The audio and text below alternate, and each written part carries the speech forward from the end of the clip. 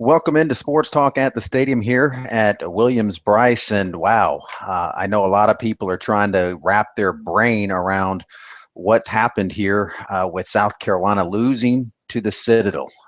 It's not the first time, so it's not unprecedented. In 1990, the Gamecocks lost to the Citadel here at Williams-Brice Stadium.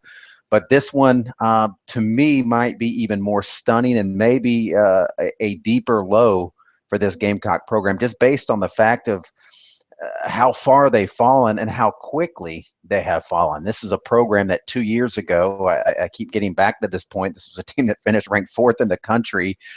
They were coming off their third straight 11-win season. They were an upper echelon team in the SEC.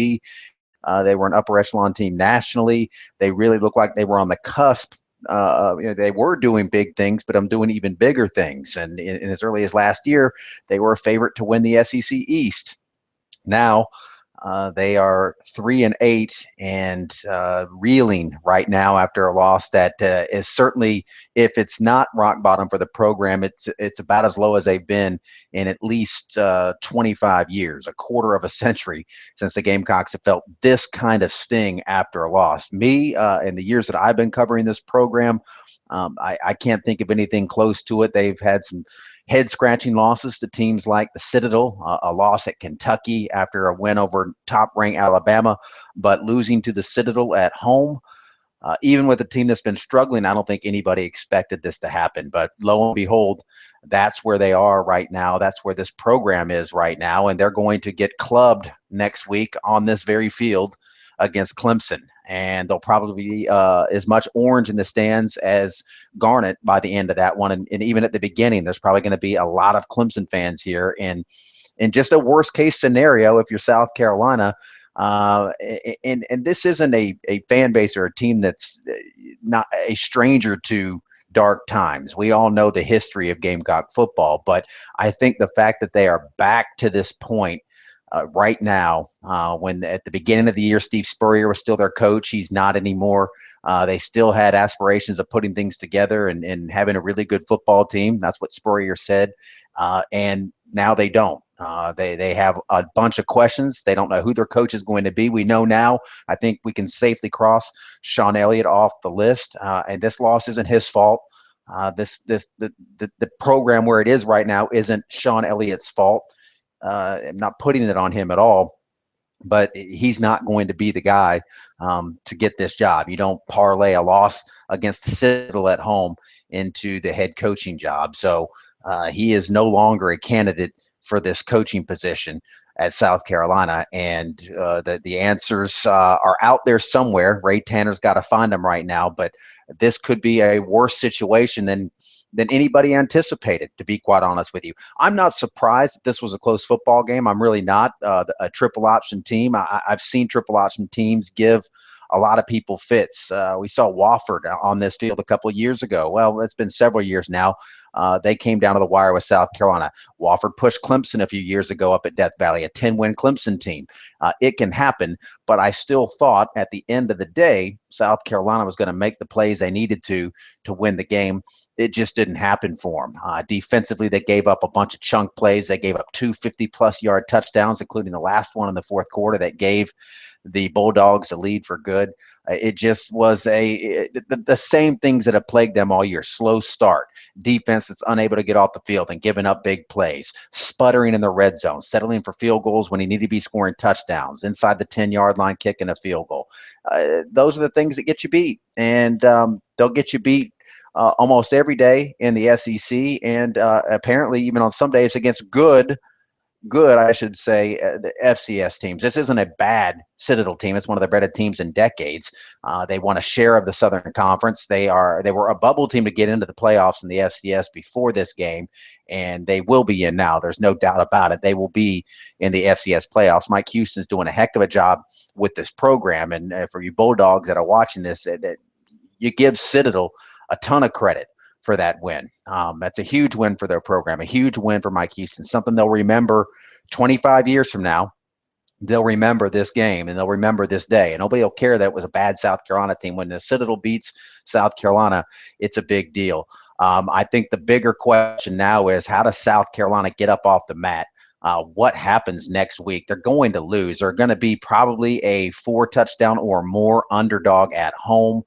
Man, that you just wonder what it's going to be like for them next week against Clemson. Maybe Dabo Swinney calls the dogs off. They've got a big game coming up in the ACC championship the following week. He'll want to keep his guys fresh. Certainly, he'll want to keep them healthy. But the second and third teamers at Clemson are better than the first teamers at the Citadel, and that's just a fact. And during this game, as it was unfolding, as you're giving your thoughts on this program, and you realize, man, this, and I know I get accused of being Mr. Negative a lot. I understand that. And it's not my job to blow smoke and sunshine and wave pom-poms, but I get the fact that sometimes you're going, man, well, let me say something good about these guys. It's just the reality of where they are. It's hard to say a lot of good things. This is a program that is devoid of talent, number one.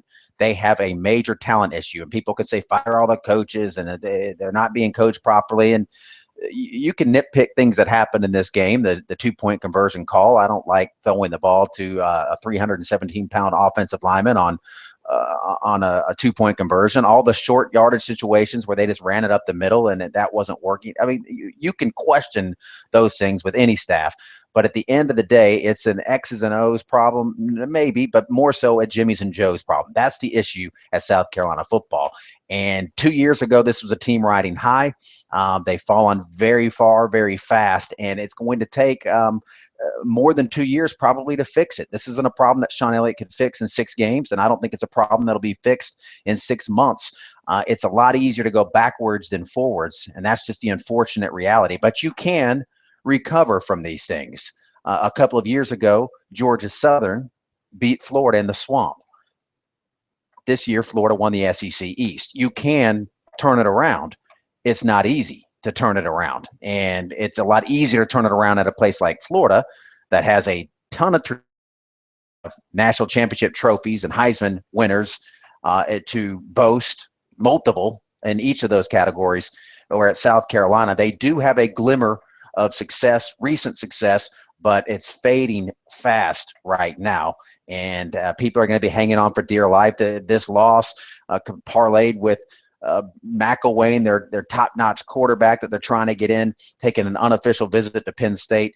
It's dark days for South Carolina football, and I don't have a solution for you right now if you're the Gamecock fans. I'm seeing the same things you are, and Ray Tanner's seeing the same things. Steve Spurrier saw the same things. He said he's out. I mean, he's sitting in Crescent Beach somewhere right now with his toes in the sand. He's not going to fix this problem. We can talk about who created the problems all you want. We've kind of got into that, how this program got away from Steve Spurrier. Now the question becomes, how do they fix it? And the first question is, who can fix it? And everybody looks at Tom Herman. Can Tom Herman fix it? Well, will he want to fix it? Is he going to leave Houston to fix it? Is he going to leave Houston to fix any other job? Is he going to stay at Houston? They offered him $3 million. That's question number one. And then how quickly can whoever it is, whoever gets this job, how quickly can he fix it? I mean, how broken is this thing? I think today we realized this program is a little more broken, a little more fractured than anybody could have imagined. Struggle against the Citadel wouldn't have been a shocker at all. A loss to the Citadel, I don't care who you are, it's a shocker that this program lost to the Citadel, especially from where they were so recently. And they've got bigger issues than I think any of us imagined. And it's going to take time for whoever gets in there to fix them. So that's going to do it. Sports Talk at the Stadium. You can listen to Sean Elliott's comments where he just laid it out there that they got outplayed, outcoached, outclassed by the Citadel. Farrell Cooper, Perry Orth, all those comments available for you at right here at sportstalksc.com. It's going to be a lively week next week on Sports Talk. It always is when you talk about the big game. But now, from a South Carolina standpoint, how many fans are going to trek back out here next week? How many fans are just going to eat their turkey and turn off the TV and try to go into a stupor until Monday and hope that and pretend this thing never happened? Well, we'll see. We'll have all that and more for you as we move through the days on Sports Talk here on sportstalksc.com and on South Carolina Radio Network. Appreciate you checking us out here.